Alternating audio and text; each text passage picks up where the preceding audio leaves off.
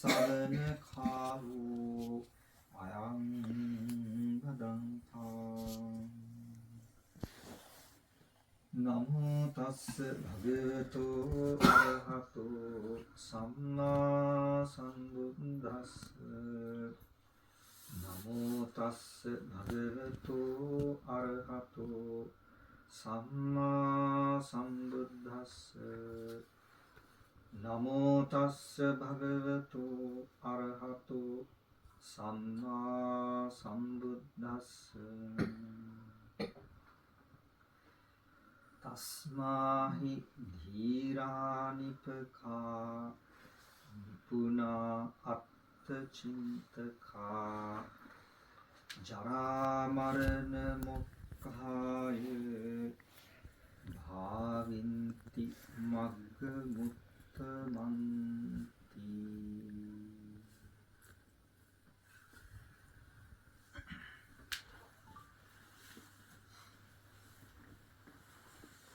Devoted Dhamma friends, today Tilidi Mahatma, Pamoda Mahatmani and all the good friends have gathered here and going to accomplish one of the most important and remarkable meritorious deeds today.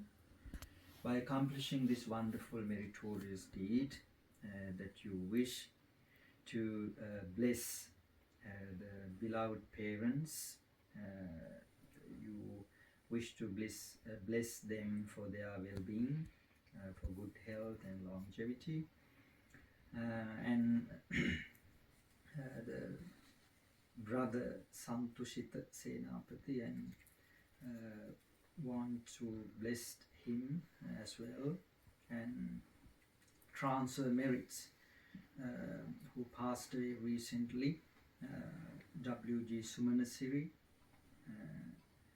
and wants to bless Jayanti Gamage as well for her well-being, and transfer merits to all the departed relatives and get blessings to all of you and all the beings.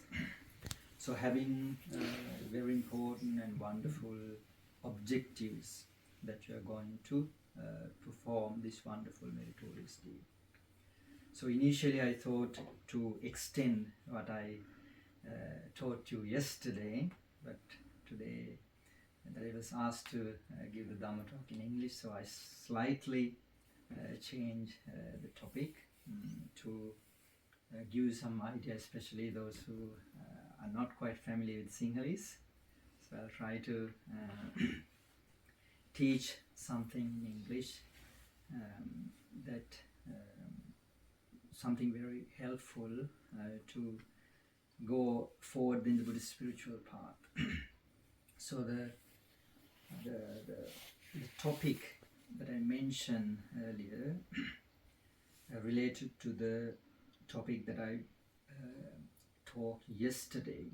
So I would like to explain very briefly what I explained yesterday and then extend my the topic. So what I taught you yesterday about our recurrent life and death, or the birth and death, right? We strongly believe something called samsara. We all had our previous lives, though we can't remember right now. According to the teachings of the Buddha, the living beings, they have had before lives, millions and millions of previous lives. So, so yesterday I explained where the beings are born. So according to the teachings of the Buddha, can you remember how many places where beings are born? 31. 31 realms, right? There are 31 realms where beings are born. Again, we divided mainly into 3 realms, basically, right? Sensual realm, Kama Loka, then the fine material realm, which is called Rupa Loka, then Arupa Loka, which means immaterial realm. Right? So in the sensual realms, beings can be born in the good places, beings can be born simply by accomplishing meritorious deeds, like practicing morality, practicing generosity, something like that. And we all know how beings are born in woeful places, right? What is called hell. There are 4 bad places according to the teachings of the Buddha. There beings are born due to unwholesome activities, right? So the other realms, so there are the 20 realms, the 16 material realm, fine material realm, which is called Rupaloka, and 4 immaterial realms, Arupaloka, where there is no material phenomena. So these 20 places, beings can be born by practicing deep meditation, something called jhana, trances, when you suppress your defilements, your hindrances, you can gain those jhanas, some higher states of our mind. When we practice strict meditation, at some point we can suppress our defilements, our bad thoughts, like the sensual desire, anger, and there are some other defilements. When we practice deep meditation, we can suppress them to some certain degree. Then we can be born in those higher realms, right? 20 realms, and among them there is something called pure abodes, right? Suddhavasa, which means the place where I only get the free birth of the being who gain one of the spiritual achievements called anagami, that is called non-returnal level. So except these 5, rest of there are 26 realms. Their beings are born in their samsaric journey.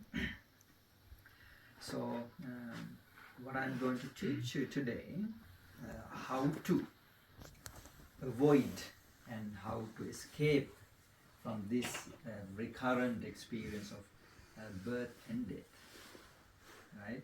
That's what simply means that in the stanza which I uttered before, right? Having understood this recurrent birth and death phenomena, which is called samsara, what wise people do, tasma hi dhira nipaka atta chintaka, which means those who think quite deeply, right? That we all know the Prince Siddhartha, in his early stage, that he witnessed something called 4 sights. I heard moments before somebody said there about those 4 sights, right? Satara pera nimiti. Someone said, right? So I heard that. So those who think deeply about them, the Bodhisattva, the Siddhartha Bodhisattva, you know, when he witnessed those sights, I think everyone knows, right? Someone who is in very old age, and then a sick person, dead person, and an ascetic. Those are the 4 sights that he witnessed. And those sights made him think quite differently, right? He started to think about those. Yes, we all know that he had practiced virtues before, something called perfections, paramis, necessary virtues to achieve the Buddhahood. So it was quite easy to him to made his mind to think deeply about those sights. And we all know ultimately that he renounced all the worldly comforts and practices spirituality, and at the end ultimately achieved the highest achievements of a human being, which is called the Samma Sambuddhahood, the highest level that someone can achieve, someone can develop their mentality. So So anybody who thinks quite deeply about the life, about everything, then they have to move forward from there. So that's what this stanza explains. Tasmahi dhira nipaka nipunata chintaka. Those who think quite deeply about the life. Right? As we discussed before, how beings get their births and deaths again and again, until as long as they have the root causes, for an example, like craving and ignorance and anger and all those defilements, they are root causes of recurring birth and death. Right? So as long as we have them, we are supposed to get a rebirth, whether we like it or not. So what Buddhism teaches is to eliminate, to eradicate these the defilements, the kilesas, which are root causes of the samsaric journey. So those who think deeply, what they do is they want to escape. They want to escape from this the samsaric journey, jara marana.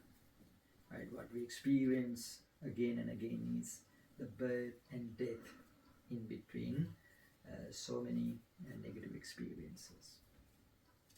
So those who think deeply, what they do is they practice something called Noble Eightfold Path. Right? Jara marana mokkaya bhavinti magga muktama. Magga means here the Noble Eightfold Path. We all are supposed to practice. Right? I think last time, as I remember, I explained you something that what we are supposed to do. Right? So in the Buddhist teachings that we have to remember, the job is up to us. Right? So that's why Buddhism is called do it yourself religion. Right? Nobody is going to do it for you. You have to do this. Even the Buddha, right? The Buddhas only show the path. That's it. So we have to learn the teachings and we have to practice it by ourselves. Right? It's like education. Right? We have to learn by ourselves. Right? Nobody can do it for us, no matter how much they love for us, maybe parents, right, or siblings. We have to do this. Yes, of course, they can help us, but the job is up to us. Right? The practice, the spirituality, or go forward in the Buddhist spiritual path. The responsibility falls on our shoulders. We have to do it by ourselves. So, in order to go forward in Buddhist spiritual path, we have to have some understanding in first hand. Right? In the Buddhist spiritual path, there is something called 8 noble paths. Arya Ashtangika Marga. Right? When you hear path, sometimes you probably think, okay, we have to walk on a path somewhere. Does it mean Noble Eightfold Path like that? No. Noble Eightfold Path means some sort of qualities, some sort of virtues that we should develop in us. It's not somewhere else. Right? It is within us that we can develop it. And we have to develop it. And that's the only way that we can go forward in this Buddhist spiritual path. In order to go forward in the Buddhist spiritual path, or I would say to lead the peaceful life, right? Regardless of our religion, we want to lead a peaceful life, right? Happy life, right? So we have to understand something called, that is called right view. Samma Ditti. That's the number one factor among this Eightfold Path, right? The right view. We are supposed to have the right view. Without right view, it's extremely difficult, I would say it's quite impossible to go forward in the Buddhist spiritual path without having the right understanding or the right view. In other words, we can say the panya, prajna, or the wisdom, right? We have to have this factor. We have to develop actually this factor in us, the right view. Do you know how we can develop the right view? That's what you are doing right now.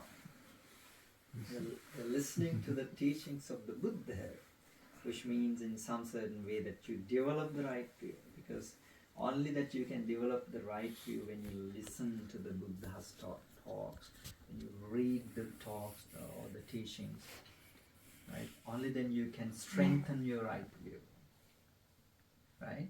We have to strengthen our right view. So I would like to explain simple sort of like simile to understand the importance of the view to go forward the Buddhist spiritual path. So let's think that there's a very beautiful area, right, surrounded by mountains and all greeneries, and there is a lake, right? You can now imagine the beautiful lake surrounded by green area, the mountain, right? Very peaceful, calm place, right? So some various types of people come to that place, right? Imagine someone comes there, I would say an environmentalist, right? Who cares about the environment, right? Nowadays there are some campaigns, right? So if that kind of person who pretty much care about the environment, that kind of person, if come to that place, what would be his initial thoughts? He would examine the environment, right? Whether it is polluted, right? These things like that. Then imagine a fisherman comes there. What would be his initial thoughts? Can I do some fishing in the lake? Yes, about fishing in the lake. And he would think which type of, what kind of fish could be in the lake. And imagine some people who enjoy having these kind of places and like having some drinks, If that kind of people come there, they would think that type of thing, right? Spend some time and, Then, if there's a person who cares about the history, a historian, if that type of person comes there, what would be his initial thoughts? He would think, okay, how long or how old history this area has, something like that, right? So then, if an artist comes there, he would probably start to write some, compose some songs or poems or whatever. Then if ascetic or monk would come there, would find peacefulness and calmness and even probably try to practice meditation or something, right? So what I was trying to say is that our view differs, varies, right, according to our thoughts, according to our characters. Our view varies, and that's why the same place, various types of people come there, right? But their thoughts, the way they think, it differs, right? So, as Buddhists, that we are supposed to have some sort of views, something called right view. Right? When we have right view, so we thinking based on our right view. So what I'm going to teach you today, some of the factors which strengthen our right view according to the teachings of the Buddha. Yes, of course, there are so many views, right? There are so many religious teachings in the world today. Even in the before, there are many teachings, right?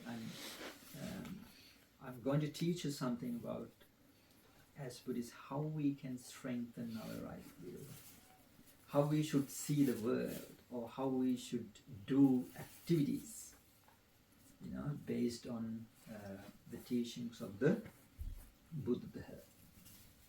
So, the right view has mainly two categories, right? Two categories. They are called mundane right view. One is mundane right view or worldly right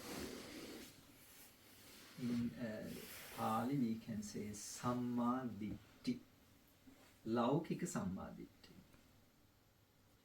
Then supramundane right view or transcendental right view, which means the right view, those who have go across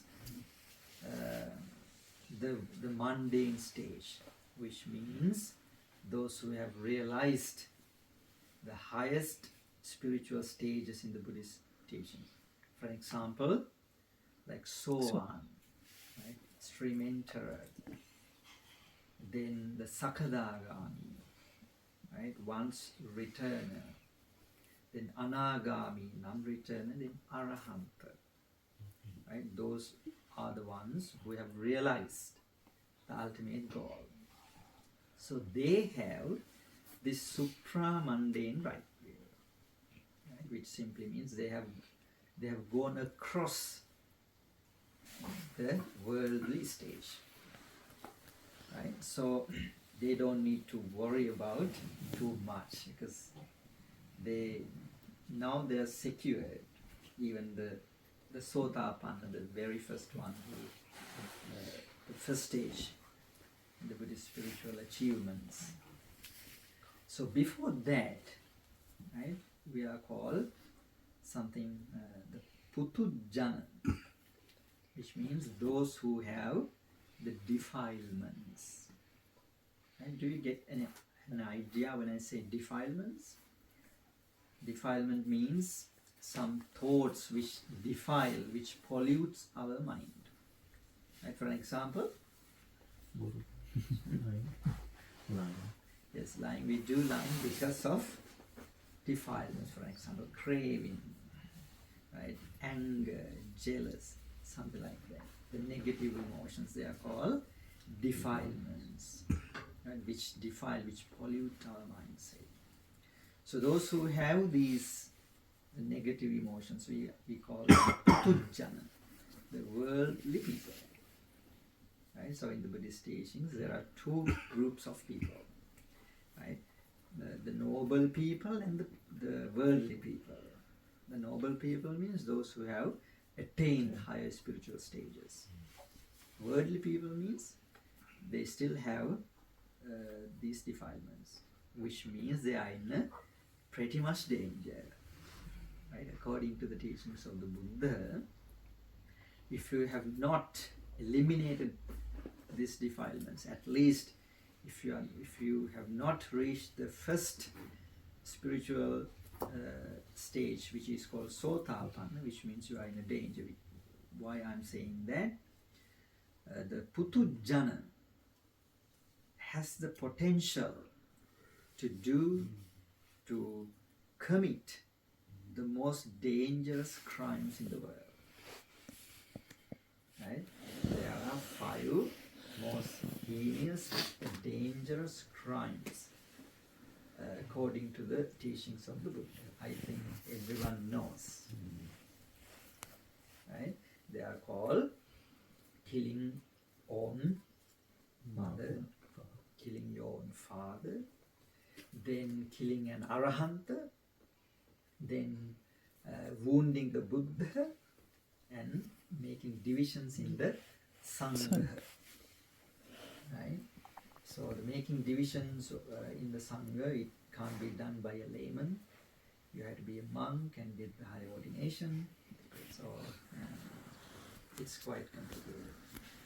And yes, you can't do wounding the Buddha, he's no more. And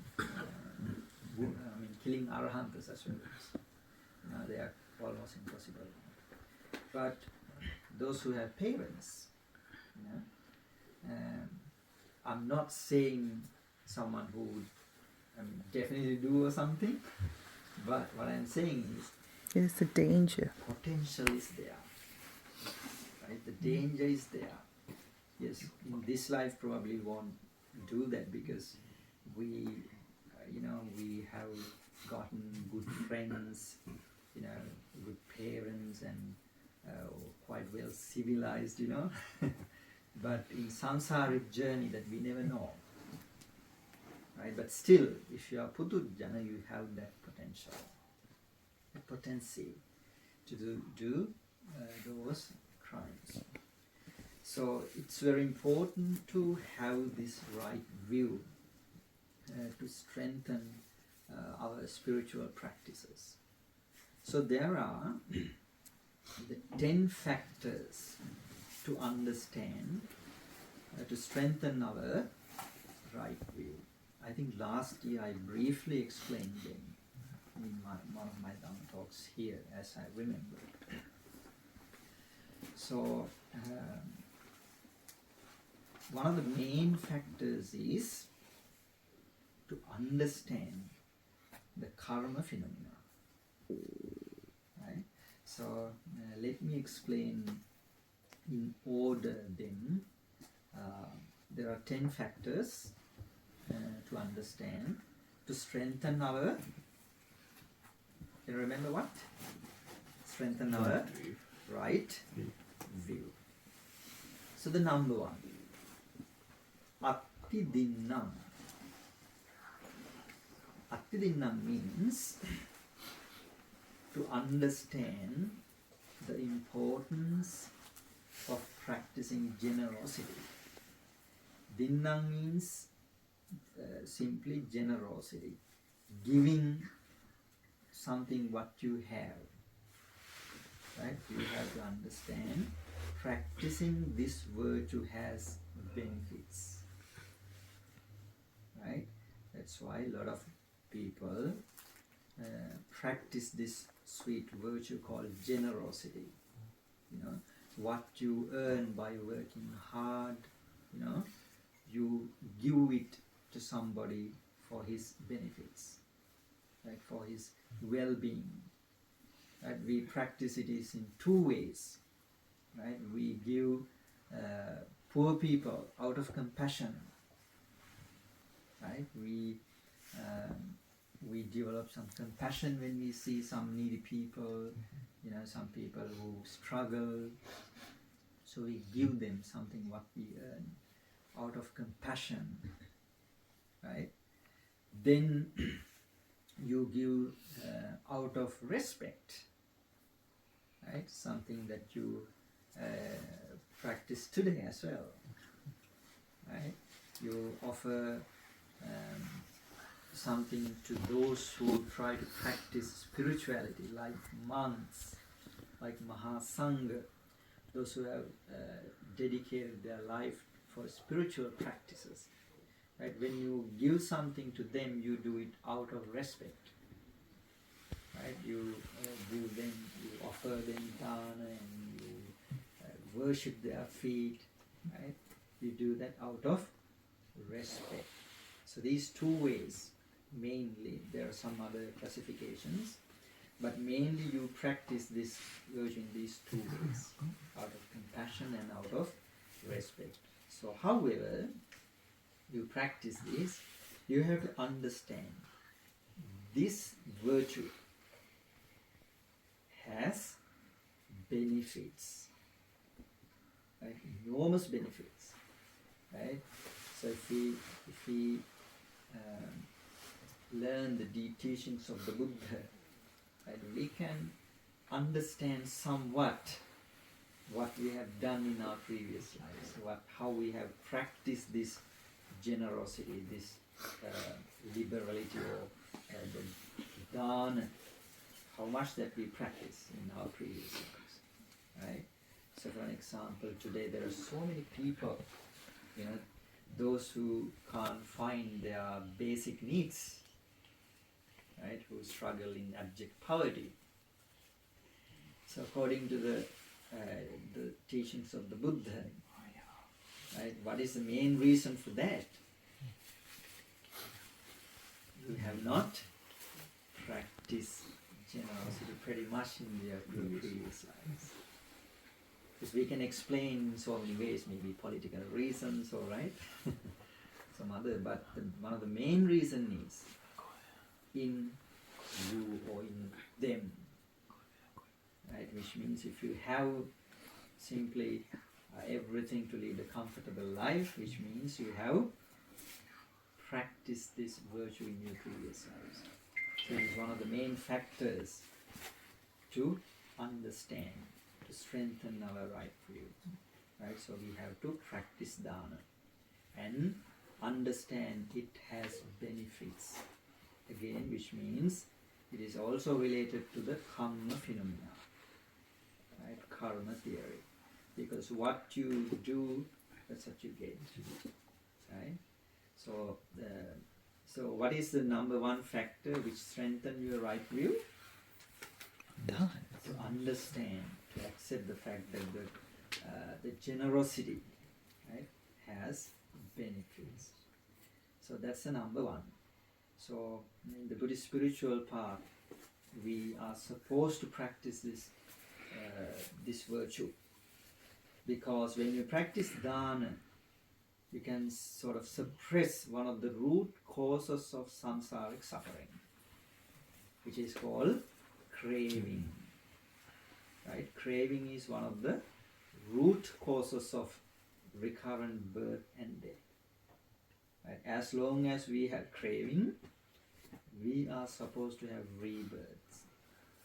So what we expect to from practicing the Buddhist spiritual path is to eliminate this craving forever. And we can do this. That's why we are supposed to develop these 8 factors in us, which means going forward in the Buddhist spiritual path, right? So understanding the dharma, the benefits of the dharma, accepting the fact is one of the factors which strengthen our right view. So that's the number one. Then number 2, it is called in Pali atti jittam, which means to understand the benefits, that accept the benefits of the huge offerings. Right?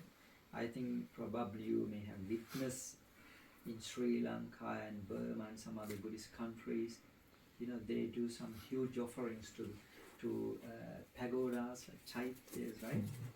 They do huge offerings.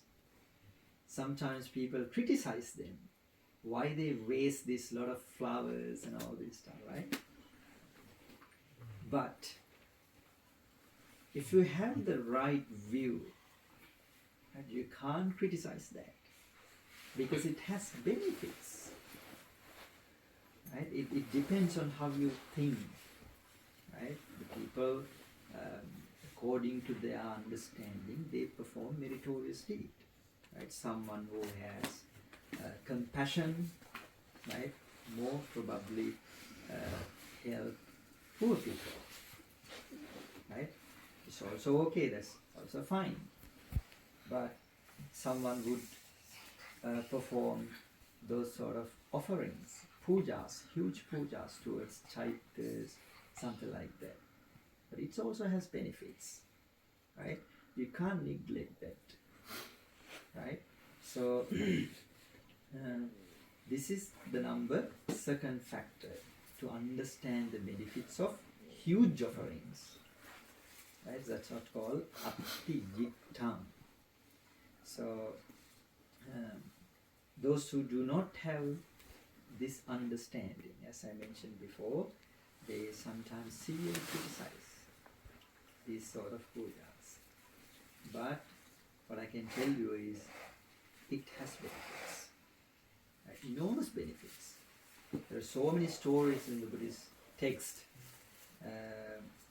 Those who got a lot of benefits, even those who have born in heavenly realms, after pleasing their mind, seeing those huge offerings. So that's the number 2. Understand the benefits of huge offerings. Then number 3, it is also sort of like quite same thing. That is about sending a gift to the ones who practice spirituality, right? It is done by even people today who are living in these countries. They send some stuff to Sri Lanka, maybe monks, for those who practice spirituality, they do that. So understanding that kind of things, sending gifts to them have benefits. It is also quite related to this number 1 and 2. And the karma phenomena. Right? When you perform these meritorious deeds, you have benefits. So then 3 factors. So what are these factors? I mean, what they help us to strengthen our right will, to go forward in the Buddhist spiritual path. So then number 4 is the karma phenomena. Understanding the karma. When you perform something bad, you have to understand it has consequences. And when you perform wholesome activity, you get the benefits or the good results. Remember, this is one of the most crucial and clinical factors in the Buddhist spiritual path. Imagine someone who do not understand this fact, karma. He could do anything. Right? If you don't believe, if you don't understand karma, right? You don't need to hesitate about anything. You can do it, whatever you want. Because if you think, okay, killing is okay, there is no consequences, you could do it, right? But if you understand the consequences, what happens if you perform killing, you can quite easily, and it'll helpful you to avoid that unwholesome activity, right? And performing meritorious deeds, good deeds, you have to understand this. It has enormous benefits. So deciding good and bad is another topic to be discussed, right? Because it varies sometimes according to some cultures, But these teachings of the Buddha has clearly explained, advocated what is the bad and what is the right, and what is the wrong and what is the right. So, in order to go forward in the Buddhist spiritual path, we have to understand this, right? So, when you understand more the karma phenomena, it helps you to avoid unwholesome activities. Right? It helps you to avoid unwholesome activities and practice more wholesome activities. Right? Because according to the teachings of the Buddha, simply you get what you do, I mean, the results accordingly. If you want to live longer, you have to help people to live longer. But if you destroy living beings, you can't expect that to have some results opposite of that. You get what I'm trying to say? Right? If you want to live longer, you have to help other people or living beings to live longer. If you want good health, you have to support others to increase their good health. Imagine someone shares alcohol. What you give them? Good health? You don't give good health, right? What did you say? wish you good health? It doesn't work. So it doesn't help someone to increase good health. Right? Which means you get exactly the same thing. Right? That's how karma works. It's not something my theory. That's how karma works. Right? That's why this right understanding is very important. Some people say, everyone does it, so we have to do it. It's not an excuse. Everyone does it doesn't mean you don't get unwholesome consequences or unwholesome results. Right? Doesn't matter, few people do good things. Right? They get good results. No, the quantity doesn't matter here. Right? So if you have strengthened your right view, that's what I'm saying, you can avoid those unwholesome activities. And if your right view is poor, weak, which means you can perform unwholesome activities quite easily. That's why I'm saying that you have to strengthen your right view. Only then you can avoid unwholesome activities and uplift your wholesome behavior. Right? This is quite, common sense, right? If you think about this phenomenon, karma. Simply, there's a saying, what goes around Comes. Right? People know these things, but sometimes don't. Yeah. But we can't do that because we are people, those who think quite deeply. The topic which I mentioned, there was a word called Atta Chintaka. Can you remember that?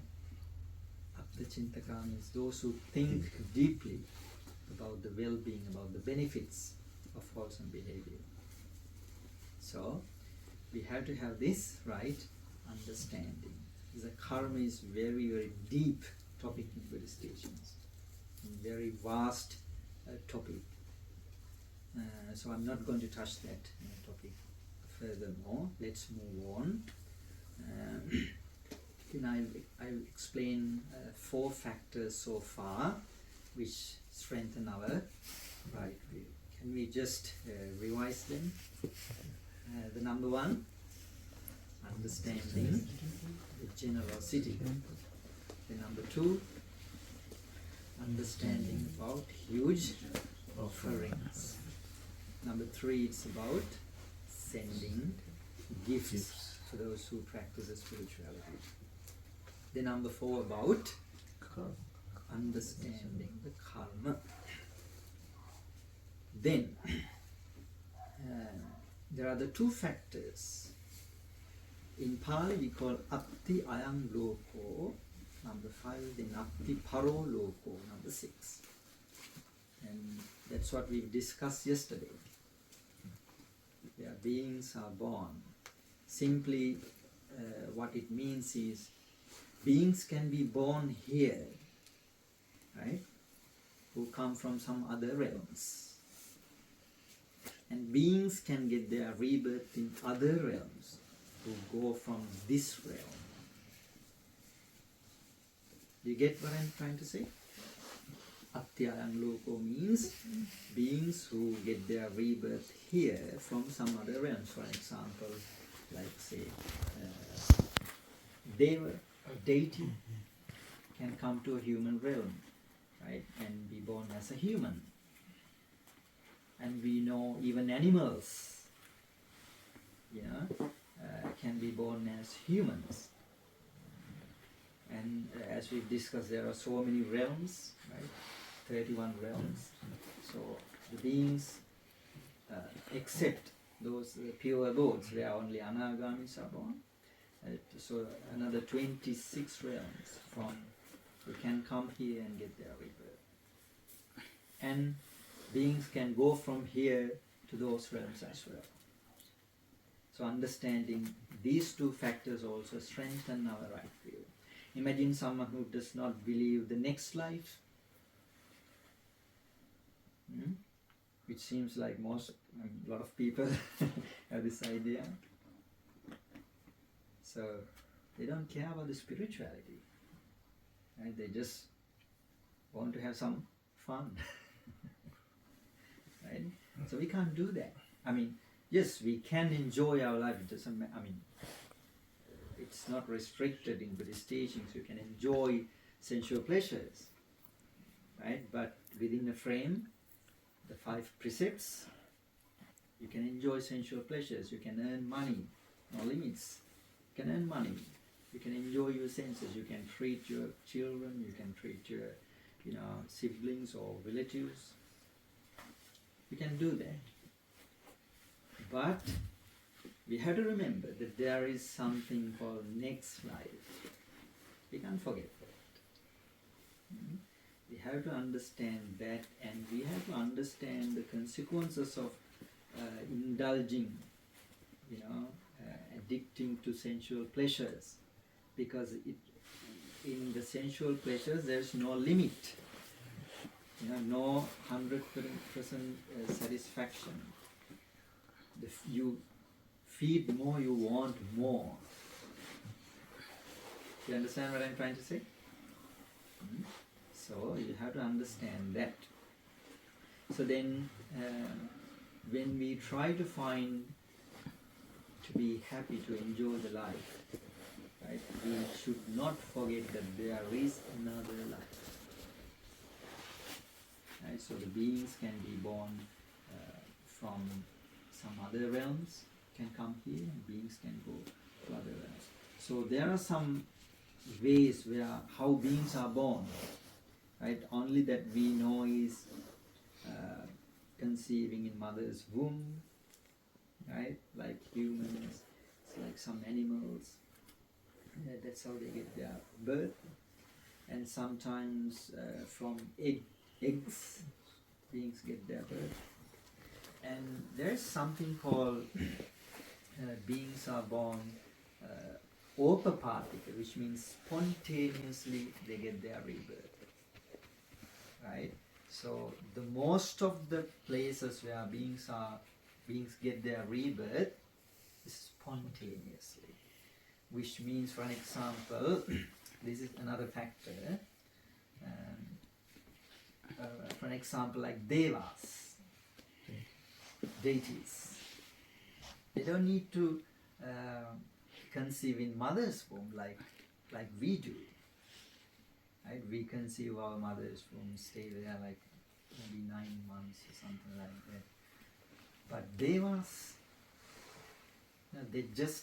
they die somewhere else and they just reappear, having all the like full body.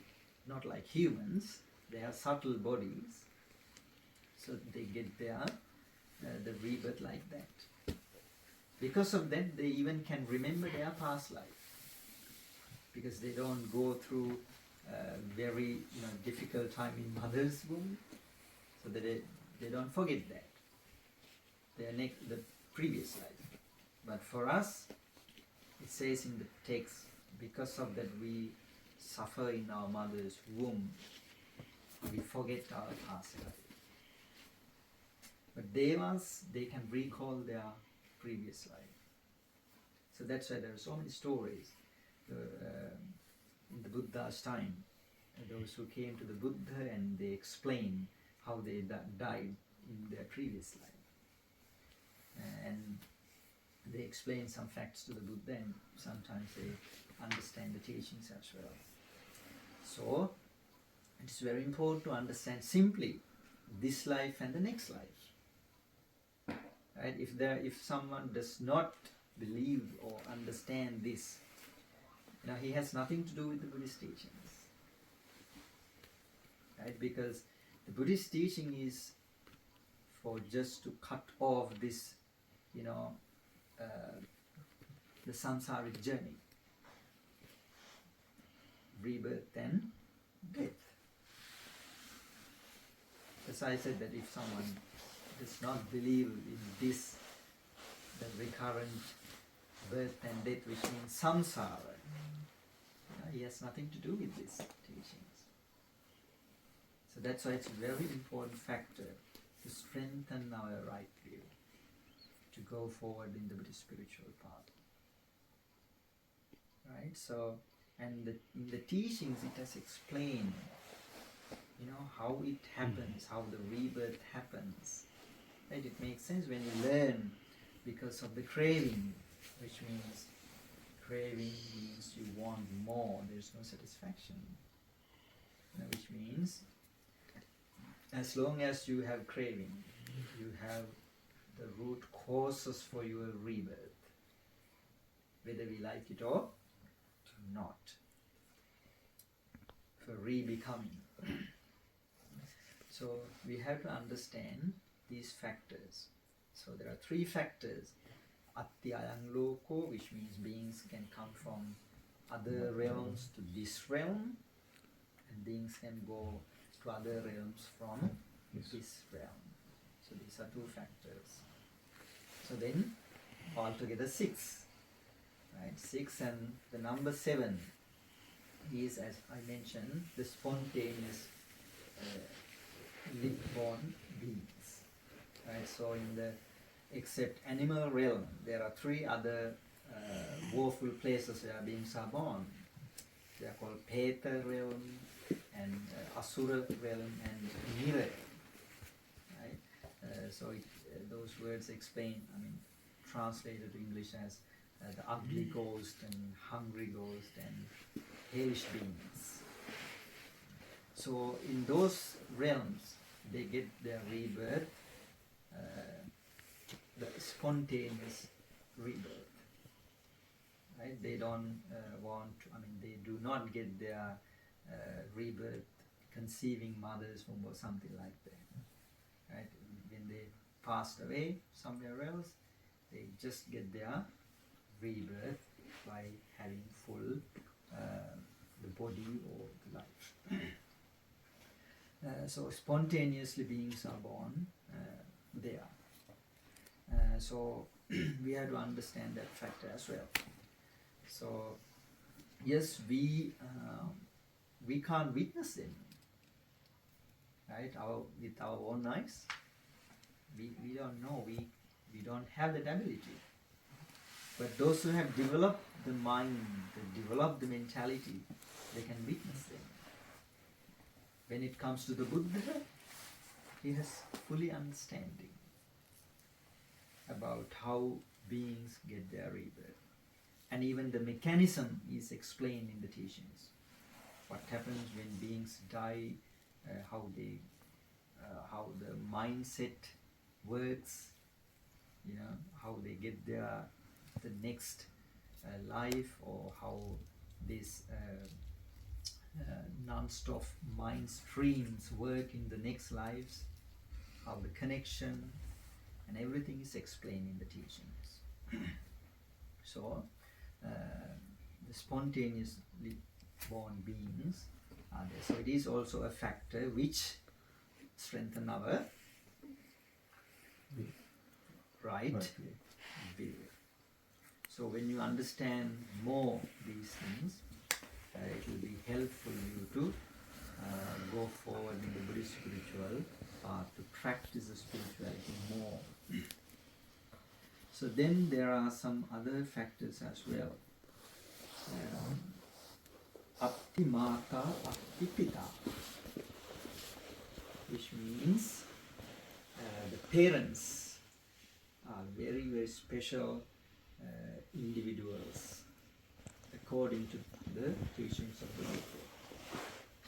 So the parents have been put in very, very high place in the teachings of the Buddha.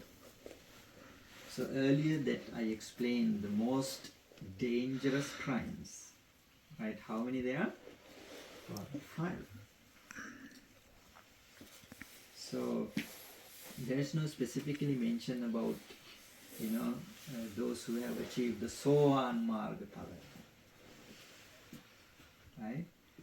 The Anagami, the Sakadagami, it's not specifically mentioned, but there's Arahanta, right? Those who have achieved their spiritual goals or enlightenment. And there's Mahasangha, the noble Mahasangha is there. The most virtuous group of people according to the teachings of the Buddha. Those who have eliminated their the defilements. And there is the Buddha. So you see my point? So that's the place where the parents have been put.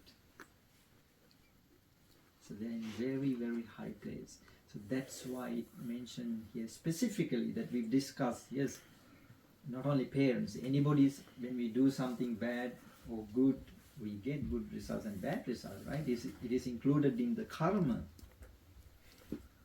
But here, why it is specifically mentioned the parents, right? Because they are special. When someone do good towards parents, he gets more benefits than when you do to someone else. When you do something bad to them, you get more the severe consequences. Right? Some people argue, what they have done for us or something like that. Yes, sometimes they do some crazy things. Right? But still, according to the teachings of the Buddha, if they have given you the birth, 100% you don't have any right to do something bad to them, no matter whatever they have done to you. That's very special, right? So you have to understand that when you treat them well, when you help them, you get enormous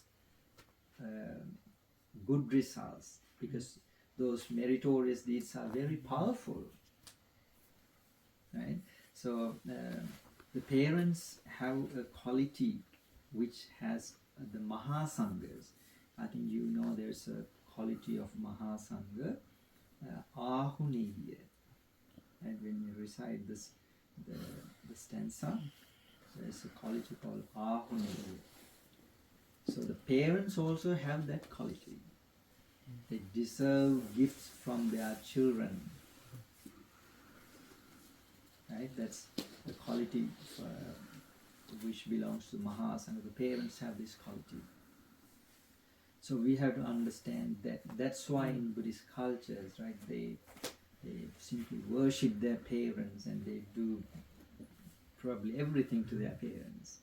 Especially in their old age, they try to look after them, most of them, right? Because they understand it has huge, benefits and wholesome results. So we have to understand these two factors as well. The father and the mother are quite special human beings for their children.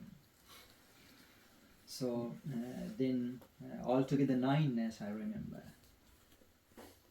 Right? 9 factors we've discussed.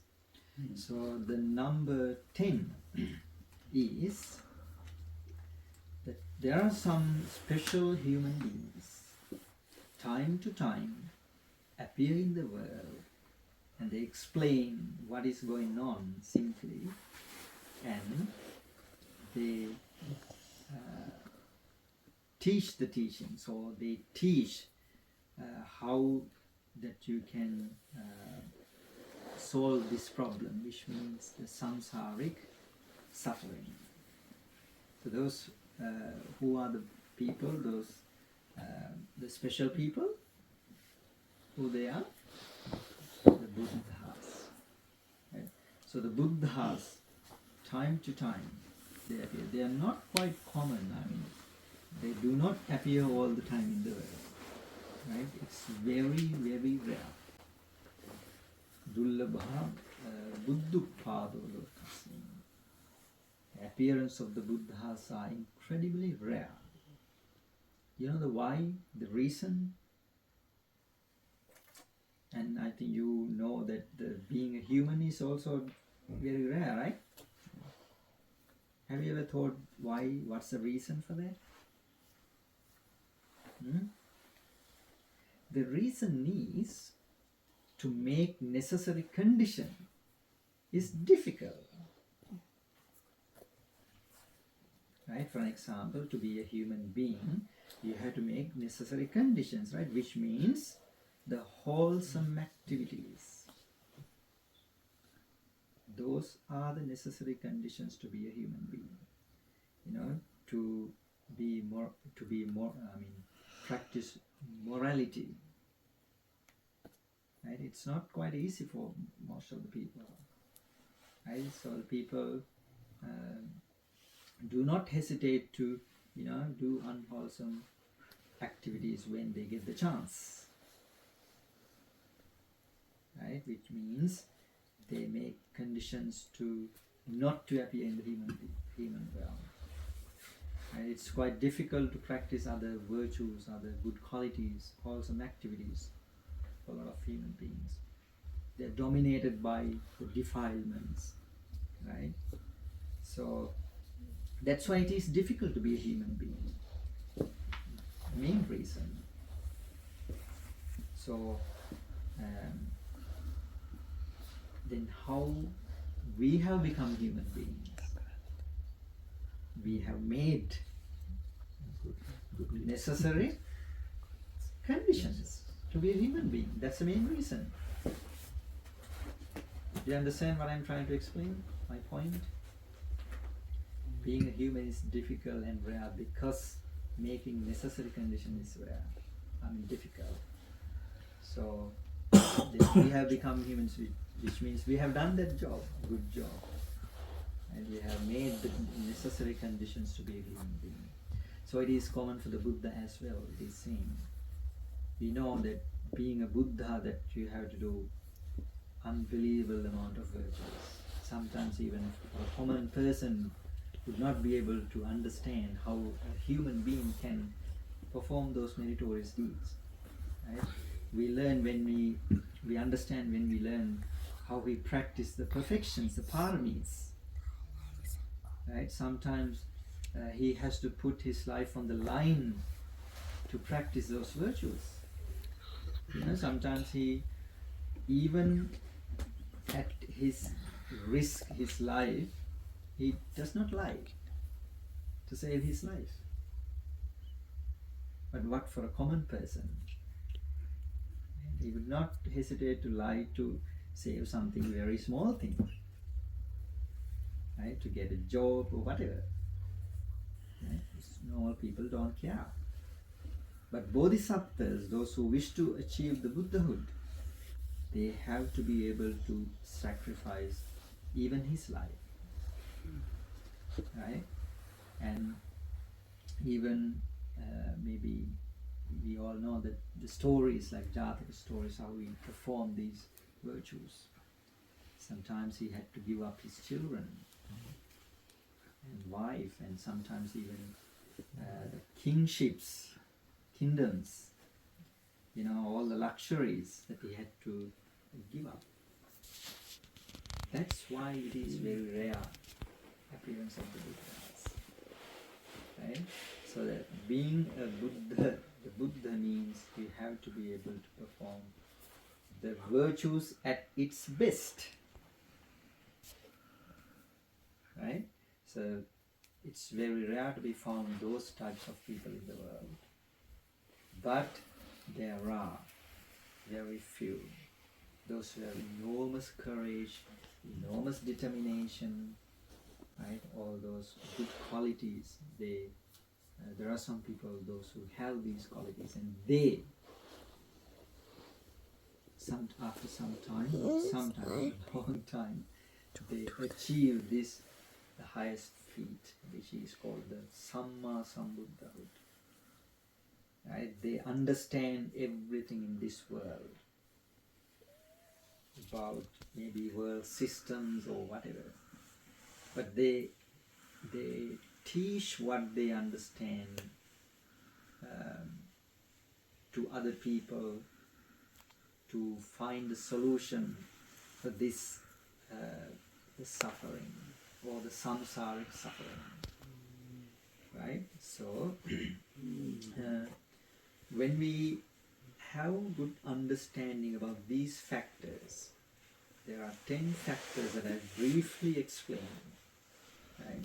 When you understand these 10 factors, which means you can strengthen your right view, then you can easily, practice the spirituality. You can go forward in the Buddhist spiritual path. Right? Go forward means develop these the path factors like right view. Right? So when you have this right view, your thoughts become, more virtuous. So I explain how those various people saw that beautiful place like lake and surroundings. So the thoughts were different because of their views different. So when we have this right understanding, our thoughts going to be different. Right? So there are path factors, there are 8 factors, right? The right view is number 1. Only you have, if only you have right view, that you can generate right thoughts. There are 3 types of right thoughts. Nekkhamma, which means renouncing the sensual pleasures, or practicing generosity. Then the compassion, you have to develop compassionate thoughts. So when you have right view, you can quite easily generate these compassionate thoughts. And the loving kindness. Right? These sort of wholesome thoughts we are supposed to develop. So only we can develop them when we have the right view. Then some other factors like right words. Right? You can only use right words if you only have right thoughts. You see the connection? Right? You get only right thoughts when you have the right view. Right view leads right thoughts leads right words, then right actions, right livelihood. You don't do unwholesome things to just make a living, because your view is correct. Right? Then you can easily develop right efforts, samma vayama, then right mindfulness, concentration, and the right samma samadhi, the last factor. So all these factors have an enormous influence from the first one, which is called right view. So what we have to do is develop, increase the right view. Initially, when you develop the right view, which means you generate right thoughts, then right words, then right actions, right livelihood, it has all the benefits then. So if you don't have the right view, then the thoughts not right.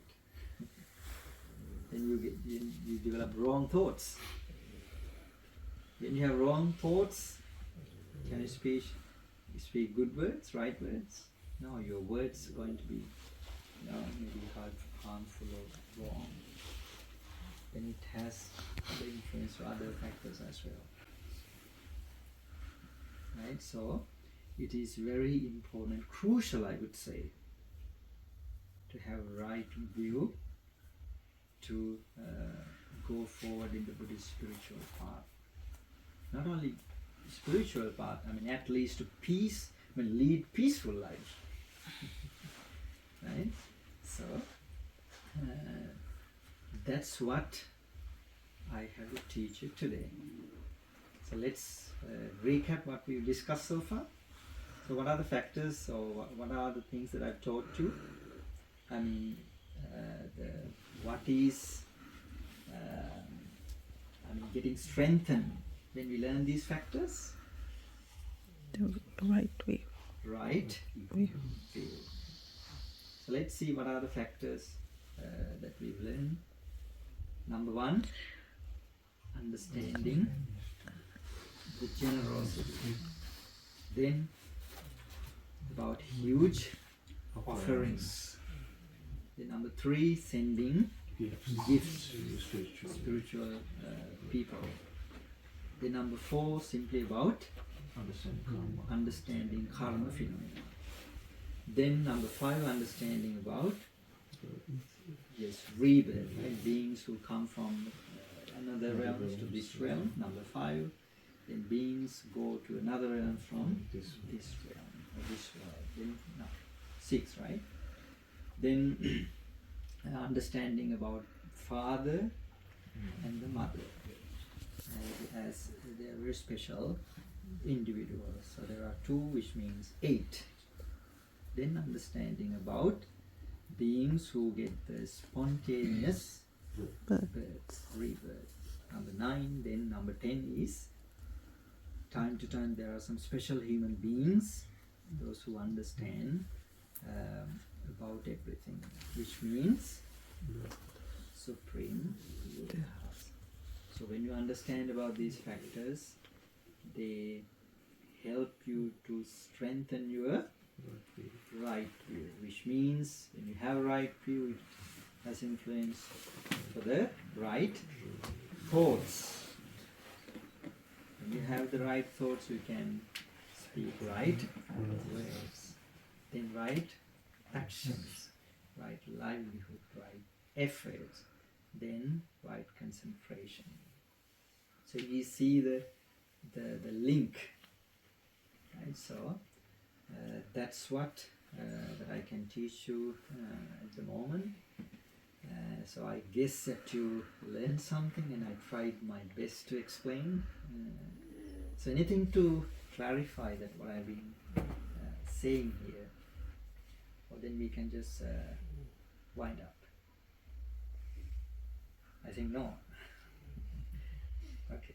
So then today that all of you gathered here, and first of all observed 5 precepts, then listened to a Dharma talk and generated enormous amounts of wholesome thoughts and meritorious thoughts. Then let's transfer these merits to those who have passed away, the beloved relatives. May they accept these merits and be well, happy and prosperous, may ultimately achieve the supreme bliss of Nibbana. Let's recite the stanzas all together. Idam nīnāti nang hotu sukhitā hontu nātayo.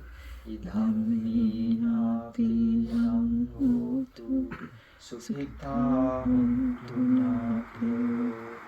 Idam nīnāti nang hotu sukhitā hontu nātayo. And let's transfer merits to the deities, to devas as well. May all the deities accept these merits and may protect all of us. Ittavatacha amhehi sampradam sampradam sabbi deva anumodantu sabba sampatti siddhya. Tavatāca ammihi Sambhatam punya sampadam Sabbe deva anumodantu Sabba sampatti siddhya. And finally, let's wish by the power of all these meritorious energies that we have generated so far, may lead us to supreme bliss of Nibbana. Say Sadhu, sadhu, sadhu.